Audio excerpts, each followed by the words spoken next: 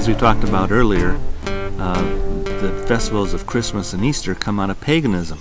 And many Christians know that that's true, so why do they still do them? Because the festivals of the Lord are festivals that are given by God Himself to Israel. They're not Israel's festivals, they're not Jewish festivals, they're festivals of the Lord. And He gave them to Israel as a gift so that they could celebrate His festivals, His ways, of His holy days, His holidays. And all of those festivals teach about the Messiah. And the beginning of the year starts in there are two different beginnings of the year for the Jew. You have the secular year, which starts with the civil calendar, which is on the 1st of Tishrei, which is the festival of Rosh Hashanah, which is the head of the year. And in the Bible it will be called the Feast of Trumpets. And then you have the next festival that comes along is Yom Kippur, which is the Day of Atonement in the Bible. The next festival that comes is the Feast of Sukkot, which is a celebration of God coming down to tabernacle with His people. And as we saw earlier, that's also the time when Yeshua comes down to tabernacle with His people. And then you skip over to the spring festivals, and you have the festival of, the first festival you have is the festival of Passover. It's the peace offering that's given to bring you closer again, to bring you back near to God.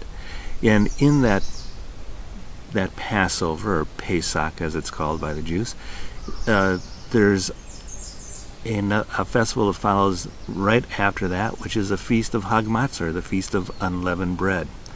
It gets a little confusing in the Bible because sometimes Passover and Hag Matzah are considered the same thing. So when it starts talking about the timing there, that gets a little confusing. But if you know the difference between the festivals, you can keep track of what these times are. Inside the course of the Feast of Hag Matzah, or the Feast of Unleavened Bread, there is another festival called the First Fruits of the Barley Harvest. And we recognize that to be the resurrection of the Messiah, because the Feast of First Fruits of the Barley Harvest always falls on a Sunday, if you're using the timing mechanism used by the Sadducees in the Bible. If you're using the timing method used by the Pharisees in the Bible, then that festival always falls on the 17th of Nisan, which changes days year by year. So we know that the true day is the first day of the week. We know that the Sadducees had that point correct. And so you have a festival inside of a festival.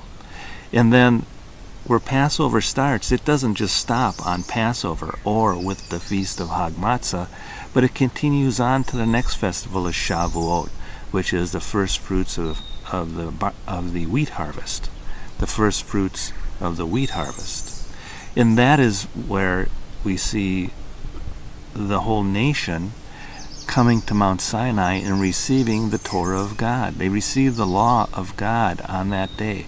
But not only do they receive the law of God on that day, you fast forward 1,500 years, and the disciples of Messiah receive the Torah upon their heart, the Holy Spirit put upon their heart, on that same day, which the church calls Pentecost. It's the same day. Shavuot and Pentecost are the same day.